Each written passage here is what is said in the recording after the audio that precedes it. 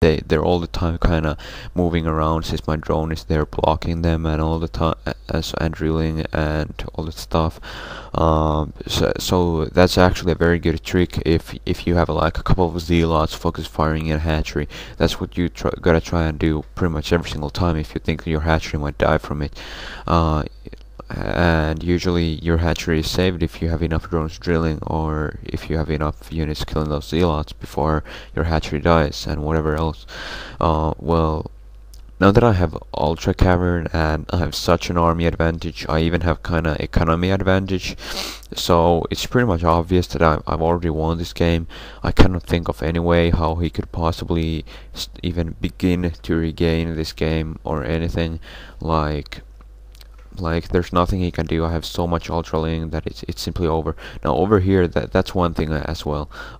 You cannot just attack from the to the worst possible smallest choke ever. His dragoons and archons will just shoot you, and storms will own you before your units even get near. So you cannot push your attack to very unfavorable terrain, even if you're kind of ahead and so on.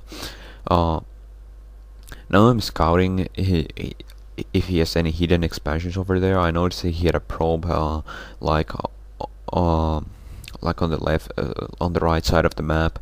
So it might be that he has some kind of some kind of expansion attempt over there, but or he planned to do that. And as you can see, I waited for more reinforcements. I waited till it's in a favorable place for me to attack instead of a favorable place for him to fight me, and that really made it much easier to fight his army. Like, I was able to destroy that simply for that fact. Now I gotta be careful since dragoons do 100% damage against ultras, so if they focus fire on ultras, they really do a huge amount of damage on them, and so on. Like, you gotta be careful not to waste your ultras. Like, if he keeps running and shooting like that, those ultras will die very quickly, so you cannot allow that.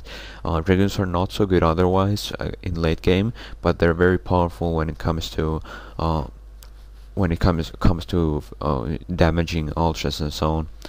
I also started my defilers, like that's just for insurance. I'm pretty sure that I would be able to win this game with Ultraling alone, but he kind of had a large army. He has 3 bases and so on, and I want to be, and it's not like I completely ran over his army or anything, so I'm a defilers just in case, so that I'm safe for sure. Like, I will not throw this game.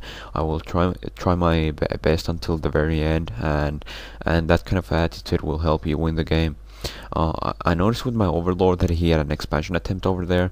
You may have noticed that he actually placed his cannons in a very weird way.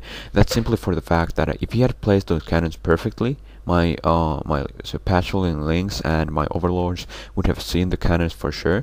But if he places those cannons kind of weird, and then starts to place cannons properly, those weirdly placed cannons will actually protect the cannons that are placed properly, making it easier to take a hidden expansion. Like that's what many do actually. They kind of they kind of place their cannons weird if they need an expansion, and it's hard to get. Like over here, it was nearly impossible for him to get a new expansion since I had such an army advantage. So if he wants to get an expansion, it's got to be hidden, and he can hide it much better until he has defense up by doing something like that. Now there's really nothing he can do anymore. I'm kind of, well, he wasn't able to get down my hatcheries. I was able to get down his hidden expansion attempt. It's pretty much obvious that he's trying to expand over there, but he's not able to do that either because my link would kill them. At this point, you could also make Overlord drop. Like, you could start dropping. You don't need to fight him with the ground army alone. You can try to end the game sooner with drops and so on, and all kinds of stuff like that.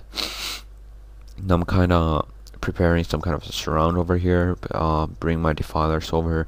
Like, I don't want to take any useless risks. It's probable that I would be able to win even without Dark Swarm, but since I have Dark Swarm, why not? I can just wait for it and then beat his army for sure. And it's gonna make a massive difference when you're fighting Archons. Like Archons only deal like five damage or something when they attack Ultras under Dark Swarm. So it really makes it such a different situation and so on.